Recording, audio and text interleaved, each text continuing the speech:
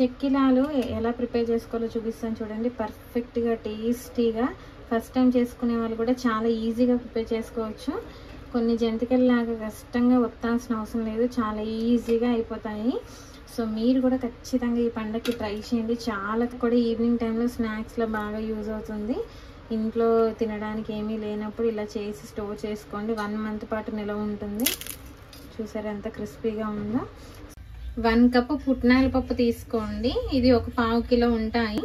ఇది ఇందులోనే 1 tea spoon వరకు జీలకర్ర వేసుకొని గ్రైండ్ చేసుకోండి. పిండి కలుపుకోవడానికి ఒక వెడల్పాటి గిన్నె తీసుకోండి.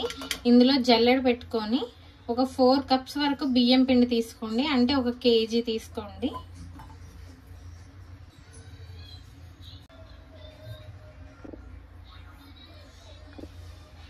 ఇలా ఒక 4 కప్పులు బియ్యం పిండి తీసుకొని జల్లించుకోండి.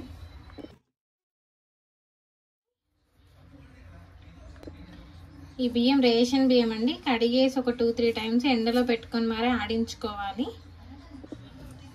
ఒక 1/2 కప్పు శనగపిండి తీసుకోండి, ఇది కూడా ఇందులో వేసుకొని జల్లించుకోండి.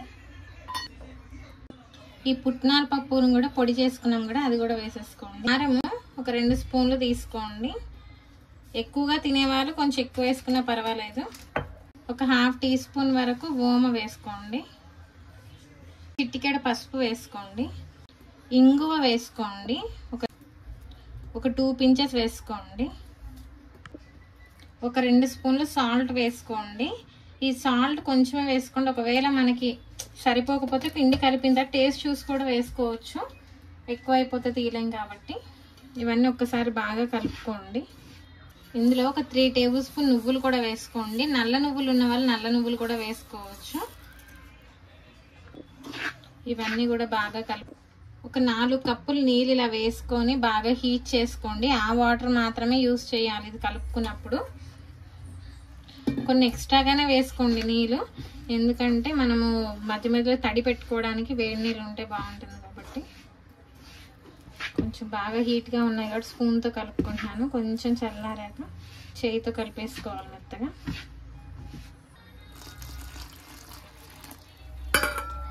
కొంచెం చూసుకొని వేసుకోండి, మరీ ఎక్కువ అయిపోతే మనం వాటర్ తీయలేం కాబట్టి.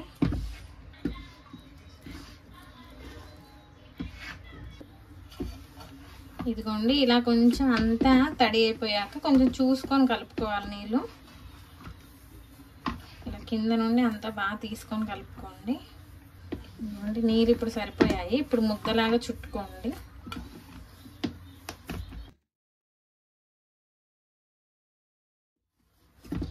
ఇదిగోండి ఇలా మొత్తం చపాతీ పిండిలాగా కలుపుకొని పెట్టుకోండి. జంతికలు చేసుకునే దానికి ఈ షేప్ తీసుకున్నాను నేను. కావాలంటే నార్మల్ జంతికలు కూడా తీసుకోవచ్చు. ఇవి కొంచెం లావుగా ఉంటాయి కాబట్టి మనం ఇందులో పుట్నాల పప్పు వేసుకుంటే హాట్ వాటర్తో కలుపుకుంటే లోపల కూడా మంచి గుల్లగా వచ్చి ఉడుకుతాయి మంచిగా, పిండి పిండిలా ఉండకుండా. ఇందులో మనం కలిపి పెట్టుకున్న ముద్దను పెట్టేసుకోండి. ఇలా పావుంత ఖాళీ ఉంచుకొని ఇలా ఫిక్స్ చేసుకోండి. ఇలా ఒకసారి ఒత్తి చూసుకోండి, చూసారా ఇలా మంచి ఒక దారం లాగా వచ్చేయాలి. ఇలా ఒక పేపర్ తీసుకొని దాని మీద చుట్టి పెట్టుకోండి. పేపరే అవసరం లేదు, నార్మల్గా మీరు ప్లేట్లో కూడా చుట్టి తీసుకోవచ్చు. ఇదిగోండి ఇలా రౌండ్గా చుట్టుకోండి. చెక్లీ అంటే ఇలా రౌండ్గానే వస్తుంది, చూసారా.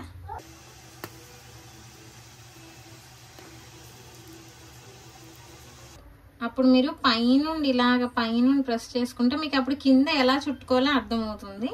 మరి కింద నుండి కాకుండా ఇలా ఒక 2 రౌండ్లు తిరగగానే ఆపేసుకొని ఇలా చుట్టుకోవాలి. ఎలా చేసుకున్నా మధ్యలో విరిగిపోకుండా ఉంటాయి, అందుకని మనం ఇందులో కలిపే ఇంగ్రీడియంట్సే దానికి కారణం అండి. ఉట్టి బియ్యం పిండి అయితే విరిగిపోతాయి. ఇప్పుడు ఇలా ఒక 5-6 వేసుకొని పెట్టుకోండి. కడాయిలో ఆయిల్ పెట్టుకొని ఇలా హీట్ అయిన తర్వాత మనం ఒత్తుకున్న జంతికలు వేసేసుకోండి. ఇలా నిదానంగా వేసుకోండి.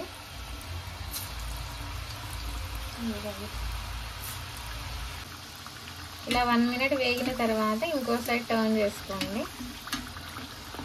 ఇలా మొత్తం జంతికలు ఎర్రగా అయ్యేదాకా ఇలాగే వేయించుకోవాలి.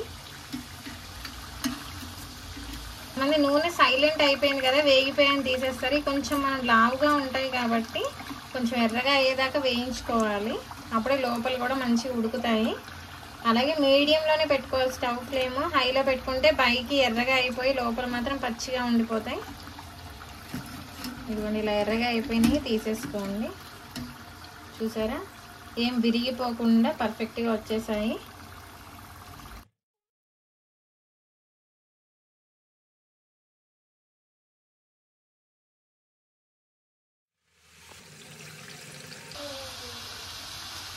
ఇలాగే అన్ని జంతికలు వేసుకొని ఫ్రై చేసుకోండి.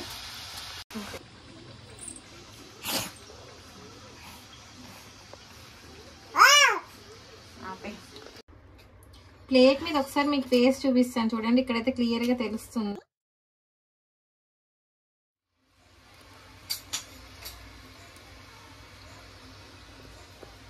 ఇదిగోండి ఇలా వేసుకొని ఈ సైడ్స్ని కార్నర్స్ ఇలా ప్రెస్ చేసుకోండి. అప్పుడే మురికి అతుక్కొని మనకి విరగకుండా వస్తుంది తీసి వేసుకునేటప్పుడు.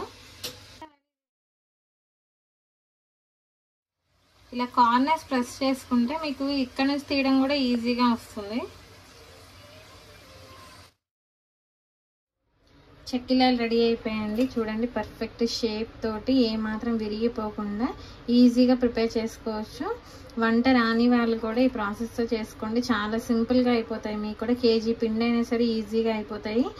ఈ షేపే కాదు, మీరు నార్మల్గా జంతికలు కూడా చేసుకోవచ్చు. చాలా బాగుంటుంది.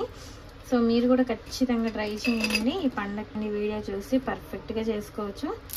చూసారా ఎంత క్రిస్పీగా వచ్చాయో, లోపల కూడా చూడండి ఎంత గుల్లగా వచ్చాయో. పిల్లలు